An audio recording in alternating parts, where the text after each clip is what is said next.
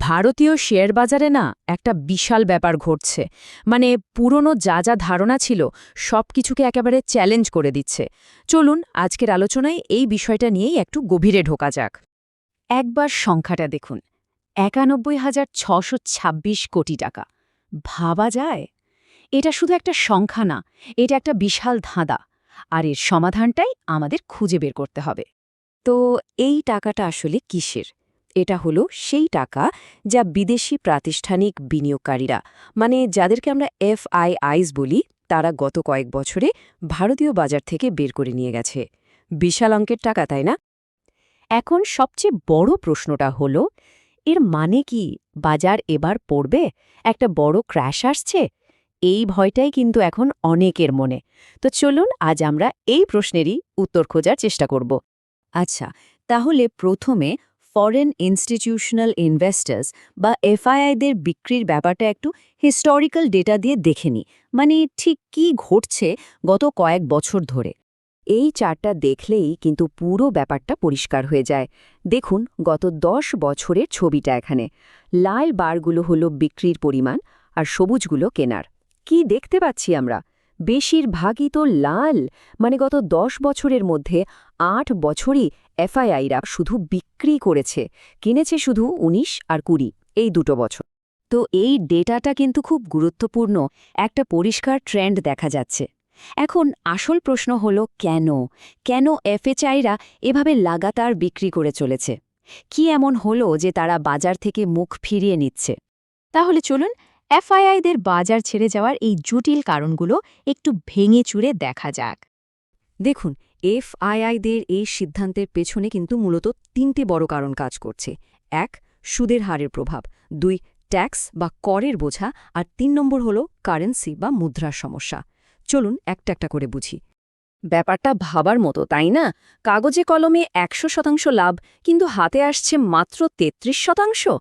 চলুন একটা বাস্তব উদাহরণ দিয়ে দেখি কিভাবে এই অঙ্কটা কাজ করে। আসুন একটা সহজ হিসাব দেখি।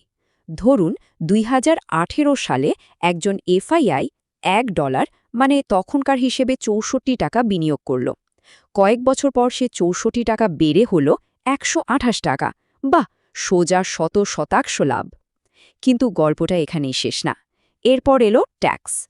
ধরা যাক ১২.৫% ট্যাক্স দিয়ে তার কাছে রইল ১২০ টাকা। কিন্তু আসল খেলাটা শুরু হলো এরপর।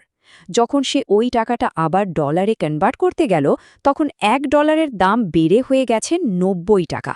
ফলে হাতে এলো মাত্র $1.33। মানে যেটাকে ১০০% লাভ বলে মনে হচ্ছিল, সেটা বাস্তবে দাঁড়ালো মাত্র ৩৩%। পুরো খেলার মোড়ই ঘুরে গেল। এফআইআইদের এই চলে যাওয়ার গল্পের কিন্তু একটা অন্য দিকও আছে, একটা পাল্টা গল্প। বাজারে এখন এক নতুন শক্তির উত্থান হচ্ছে, যাকে বলা যেতে পারে অঘোষিত নায়ক। এখন তাহলে সবচেয়ে বড় প্রশ্নটা কি? যদি বিলিয়ন বিলিয়ন ডলারের স্টক এফআইআইরা বিক্রি করে দিচ্ছে, তাহলে সেগুলো কিনছেটাকে? বাজারটা তাহলে চলছে কিভাবে? আর এই চারটাই হলো সেই প্রশ্নের উত্তর। দেখুন একবার। লাল বারটা হলো এফআইআইদের বিক্রি, আর সবুজটা হলো আমাদের দেশীয় প্রাতিষ্ঠানিক বিনিয়োগকারী বা ডিআইআইদের কেনা। সবুজ বারটা দেখুন একবার, লালের থেকে কতটা বড়। মানে এফআইআইরা যা বিক্রি করছে তার থেকে অনেক অনেক বেশি কিনছে আমাদের ডিআইআই। তো কারা এই অঘোষিত নায়ক? এরা আর কেউ নয়, আমাদের দেশেরই প্রতিষ্ঠান, যেমন মিউচুয়াল ফান্ড, ব্যাংক, ইন্স্যুরেন্স কোম্পানিগুলো। আর এদের টাকাটা আসছে কোথা থেকে? আমাদের মতো সাধারণ মানুষের সঞ্চয় থেকেই। এই টাকাটাই তারা আবার ভারতীয় বাজারে বিনিয়োগ করছে। আচ্ছা, সব তো বুঝলাম, কিন্তু মূল ভয়টা তো থেকেই যাচ্ছে। এফআইআইরা যদি এভাবেই বিক্রি করতে থাকে, তাহলে কি বাজারটা শেষ পর্যন্ত টিকে থাকতে পারবে? একটা বড় পতনের ভয় কি সত্যি? চলুন এর উত্তরটা ডেটার মধ্যেই খুঁজি। এই টাইমলাইনটা একবার দেখুন। ২০১৫ থেকে ২০২৫, এই ১০ বছরে এফআইআইরা বেশিরভাগ সময় কি করেছে? বিক্রি করেছে। আর ঠিক সেই একই সময় ভারতীয় বাজার কি করেছে? বেড়েছে। আর কতটা বেড়েছে শুনলে অবাক হবেন, প্রায় ১১৯০%। অবিশ্বাস্য, তাই না? এখান থেকে সবচেয়ে বড় যে ব্যাপারটা পরিষ্কার হয়ে যাচ্ছে তা হলো ভারতীয় বাজার এখন আর শুধু বিদেশি টাকার উপর ভরসা করে চলে না। বাজারের মেরুদণ্ড এখন আমাদের দেশীয় বিনিয়োগ, আর এটাই বাজারকে অনেক বেশি মজবুত করে তুলেছে। তো বাজারের এই নতুন চালচিত্র তো বোঝা গেল। এখন প্রশ্ন হলো, এই পরিস্থিতিতে বিনিয়োগের কৌশল কি হওয়া উচিত? চলুন দুটো কার্যকর স্ট্র্যাটেজি নিয়ে কথা বলা যাক।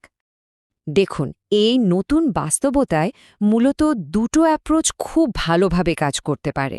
একটা হলো গ্রোথ ভিজিবিলিটি, মানে যেখানে ভবিষ্যতের বৃদ্ধিটা বেশ পরিষ্কার দেখা যাচ্ছে।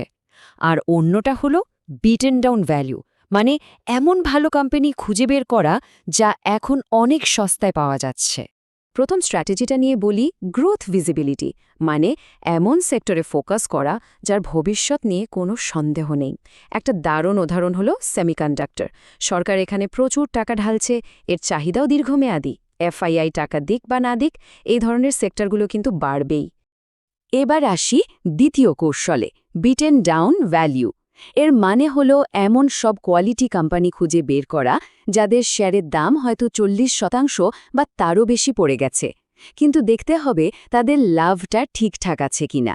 যদি থাকে তাহলে কম দামে কিনে শুধু ধৈর্য ধরে বসে থাকার পালা, কারণ বাজার দেরিতে হলেও এদের আসল মূল্য ঠিক চিনে নেবে।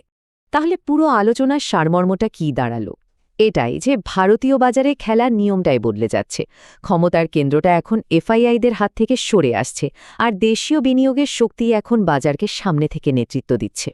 শেষ করার আগে একটা প্রশ্ন রেখে যাই, ক্ষমতার এই যে ভারসাম্য বদলাচ্ছে, বিদেশি থেকে দেশীয় বিনিয়োগকারীদের দিকে আসছে, এর ফলে বিনিয়োগের পরবর্তী বড় সুযোগগুলো কোথায় তৈরি হবে? ভবিষ্যতের সেই মাল্টিব্যাগারগুলো কোথায় লুকিয়ে আছে? ব্যাপারটা কিন্তু ভেবে দেখার মতো।